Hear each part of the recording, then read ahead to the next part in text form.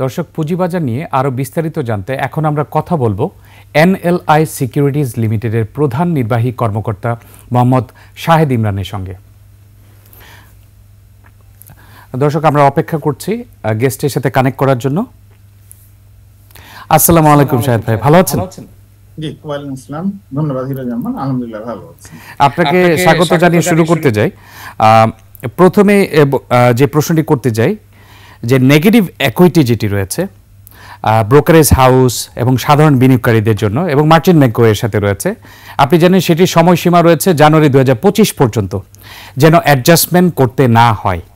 সেটি বাজারের জন্য বাড়ানো দরকার কিনা পুঁজিবাজারের স্বার্থে, এবং কতদিন বাড়ানো উচিত বলে আপনি মনে করেন? ধন্যবাদ। এইটা আসলে এই যে নেগেটিভ ইকুইটি, এটা আমি বলবো ওয়ান কাইন্ড অফ ক্যান্সার আমাদের বাজারের জন্য। তো যত দ্রুত সম্ভব এটা মিট আপ করে ফেলা যায় তত ভালো, কিন্তু এটা মিট আপ করতে গেলে বাজারে একটা নেগেটিভ ইম্প্যাক্ট আসবে। এই নেগেটিভ ইম্প্যাক্ট কে আসলে অ্যাবজর্ব করার মতো শক্তি এই মুহূর্তে বাজারে নেই। সেই জন্য আমি সাজেস্ট করবো আরো 3 থেকে 4 বছর বা সর্বোচ্চ 5 বছর এটা বাড়ানো যায়, কিন্তু একই সঙ্গে যেটা করতে হবে যে এটাকে মনিটরিং করতে হবে। কোন কোন অ্যাকাউন্ট গুলো আপনি জানেন যে এই নেগেটিভ ইকুইটি গুলো আসলে 2011 সাল থেকে চলে আসছে। 2010-এর পর থেকে নেগেটিভ ইকুইটির একটা ধারা ক্রিয়েট হয়েছে, বিশেষ করে ফিনান্সিয়াল ইনস্টিটিউট গুলোর ক্ষেত্রে। এবং এই ক্ষেত্রে আপনি আরেকটা যেটা আছে, মার্জিন ঋণের হার, মার্জিন যে ঋণের সুদের হার কিন্তু খুব চড়া। আমাদের গ্রাহকরা এটা অনেকেই জানেন কিনা জানি না, যার হয়তো খুব অল্প ঋণ ছিল তারও আজকে 10 বছরে প্রচুর পরিমাণ ঋণ হয়ে গেছে। সুতরাং এই সুদের হারকে কিভাবে স্তীমিত করে এটাকে একটা পজিশনে নিয়ে আসা যায়, এইটা নিয়ে আসলে যারা বোদ্ধা মহল আছেন সবারই আলোচনা করা উচিত এবং এটা খুব দ্রুত সমাধান করা উচিত। কারণ আমি প্রথমেই বলেছি, ইটস আ ক্যান্সার। এটাকে আপনি যত বাড়তে দিবেন এটা আরো ক্ষতি করবে বাজারে। সুতরাং একটা সুষ্ঠু সময় নিয়ে একে পুরোপুরি আপনার বাজার থেকে শেষ করে দিতে হবে। জি শাহেদ ভাই, একটু আশার বাণী বলে দিয়ে রাখি। একটু আগে আমাদের বিএসইসির মুখপাত্র এখানে এসেছিলেন এবং তিনি বলেছেন যে এটা খুব দ্রুতই এই ব্যাপারে সিদ্ধান্ত আসবে এবং তারা পুঁজিবাজারের স্বার্থে ভালোভাবে দেখছেন এবং 5 বছরের কথা চিন্তা করা হচ্ছে। এখন দ্বিতীয় প্রশ্নে আসি আমি।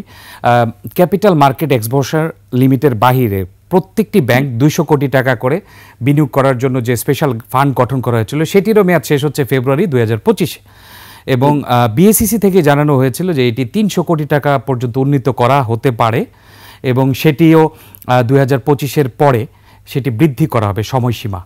আপনি সেটিকে পুঁজিবাজারে সাপোর্ট দিতে পারে বলে মনে করেন? হ্যাঁ, অবশ্যই।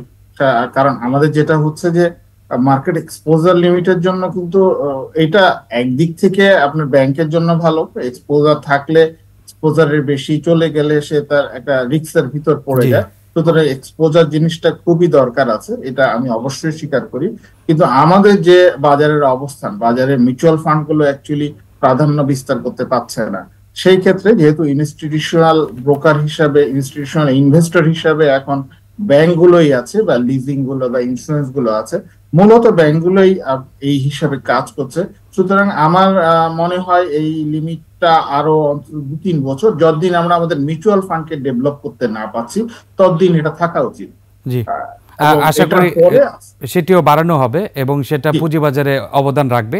এরই পাশাপাশি আপনি একটু আগে ভূমিকা নিয়ে কথা বলছিলেন, মিউচুয়াল ফান্ড সহ প্রাতিষ্ঠানিক বিনিয়োগকারীদের ভূমিকা নিয়ে।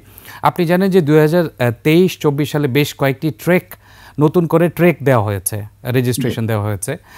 আসলে এই ট্রেক হোল্ডারগুলো পুঁজিবাজারে কি যথেষ্ট অবদান রাখতে পেরেছে? কারণ আমরা দেখি লেনদেন 300 থেকে 400 কোটির মধ্যেই রয়েছে। আপনি যদি একটু বলতেন যে তাদের অবদান রয়েছে কিনা পুঁজিবাজারে। আমি প্রথমেই স্বীকার করে নেই যে আমাদের ইকোনমি তো আপনি জানেন খুব ছোট। এই ইকোনমিতে আমাদের ঢাকা স্টক এক্সচেঞ্জে প্রায় 250 ব্রোকার ছিলেন এবং চিটং স্টক এক্সচেঞ্জে 100, টোটাল যদি আমরা ধরি 350 বা 350 উপরে ব্রোকার ছিলেন। সেই ক্ষেত্রে নতুন ব্রোকার ইস্যু করা কতটা যুক্তিযুক্ত হয়েছে সেটা অবশ্যই একটা বিবেচনার বিষয়। তারপরও ঢাকা স্টক এক্সচেঞ্জে 50+ এবং চিটং স্টক এক্সচেঞ্জে প্রায় 15 জন নতুন করে অ্যাড হয়েছেন। এর ফলে হয়েছে কি, বাজারে আসলে আমাদের বাজার তো আমি প্রথমেই বললাম যে বাজার ছোট, যার ফলে এক্সিস্টিং যে ট্র্যাক হোল্ডার ছিল নতুন করে কিন্তু এনারা খুব বেশি ইনভেস্টমেন্ট আনতে পারেননি, যে জি যাই বলুন। এখন হতে পারে পুরনো ইনভেস্টরদেরকে, পুরনো বিনিয়োগকারীদেরকে ওনারা ওনাদের হাউসে নতুন করে নিয়ে গিয়েছেন, এবং আমরা তাও দেখছি যে নতুন যে লাইসেন্স দিয়েছে এর ভিতর কিন্তু সব চালু হতে পারেনি, চালু করতে পারেনি। জি। কারণ পুঁজিবাজারে শুধু ট্র্যাক নিয়ে বসে থাকলে তো হবে না, এটা চালানো এটা একটা বিশাল অভিজ্ঞতার ব্যাপার। কেন চালু হয়নি? এটা কি মানে সার্বিক অর্থনৈতিক মন্দার জন্য নাকি অন্য না, কোনো কারণের জন্য? সার্বিক অর্থনীতির মন্দা না। প্রথমত গত বছরই তো পুঁজিবাজার নেগেটিভ, ওনারা আসার পর থেকেই পুঁজিবাজার কখনোই ভালো যাচ্ছে না। সুতরাং আরেকটা হচ্ছে যে প্রফেশনালিজমের অভাব। আচ্ছা। আমাদের এখানে কিন্তু প্রফেশনালস গড়ে ওঠেনি।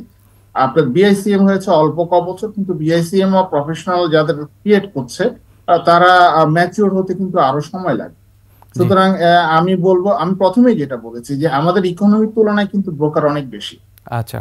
আপনি পাশের দেশে যদি দেখেন বা মালয়েশিয়া দেখেন, ইন্দোনেশিয়া দেখেন, তাদের এত বড় ইকোনমিতে কিন্তু এত ব্রোকার নেই। তাহলে তো ওদের পুঁজিবাজারে, আমাদের 5 ভাগে রাখে। তাহলে জি, তো আপনার কথা হলো যে পুঁজিবাজারে যদি এতগুলো ব্রোকার বেশি হয়ে থাকে তাহলে তো আমাদের লেনদেনও বেশি হয়ে যাওয়ার কথা, পুঁজিবাজারে না আরো বেশি ফ্লারিশ হওয়ার কথা, কিন্তু সে জায়গায় কিন্তু আমরা বিপরীত চিত্র দেখতে পাচ্ছি। না না, পুঁজিবাজারে আপনার লেনদেন বেশি হওয়ার তো কোনো কারণ নেই, কারণ আমার ইকোনমি তো ছোট। আমার যেটা করেছি, আমার বিনিয়োগ ট্র্যাক হোল্ডারকে বাড়িয়ে দিয়েছি, কিন্তু আমি বিনিয়োগকারী তো বাড়াতে পারিনি। কারণ আচ্ছা। বিনিয়োগকারী দেখবেন যে আমি এই বিনিয়োগ থেকে রিটার্ন পাচ্ছি কিনা। রাইট। ওনারা যে কয়েকজন বিনিয়োগকারী যারাই আছেন এখানে, যারা বিনিয়োগ করছেন, তারা কিন্তু লসে আছেন তাদের বেশিরভাগ। ইস্পিত যে লাভ, সেটা কিন্তু বাজার থেকে তুলতে পারছেন না। জি জি জি। এবং অনেকে আমরা ফোর্স সেলের বাজারে মুখোমুখি হয়ে আছে। ফোর্স সেল আমি বলবো না, নিজস্ব যদি বিনিয়োগ থাকে, মার্জিন লোন না থাকে, সেই তো ফোর্স সেলের না কোনো সেটা প্রশ্ন না, আসে না। বাট যাদের কিন্তু আসলে অনেকে আছে নিজস্ব বিনিয়োগ যারা মার্জিন আছে নিয়ে করে। তারা বিনিয়োগে আসলে লাভ করতে পারছে, আচ্ছা আচ্ছা। বিনিয়োগ থেকে লাভ নিতে পারছে। জি জি। এরপরে আরেকটি প্রশ্নে আসি যে আপনি জানেন যে স্পন্সর ডিরেক্টর যারা রয়েছে মিনিমাম স্পন্সরের 2% শেয়ার হোল্ডিং থাকতে হবে এবং প্রাতিষ্ঠানিকভাবে 30% থাকতে হবে। সেক্ষেত্রে এসএসসি বিএসসিসির 2CC ধারা অনুযায়ী কিন্তু তাদেরকে বাধ্যবাধকতা করা যায়।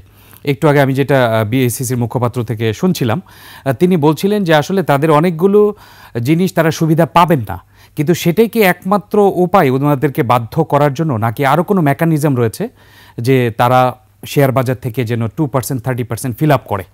আপনার মতামত কি? আমার দুটা মতামত। প্রথমত হচ্ছে যে পুঁজিবাজার না, আপনার একজন বিনিয়োগকারী যিনি একটা প্রতিষ্ঠান গড়ে তুলবেন, এরকম একজন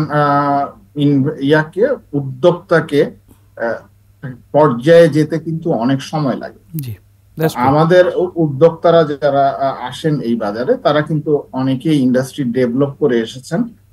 তো আমাদের 2% রাখা মোটামুটি যুক্তিযুক্ত, রাখতে পারেন ওনারা। 2% করে যদি রাখেন তাহলে যুক্তিযুক্ত।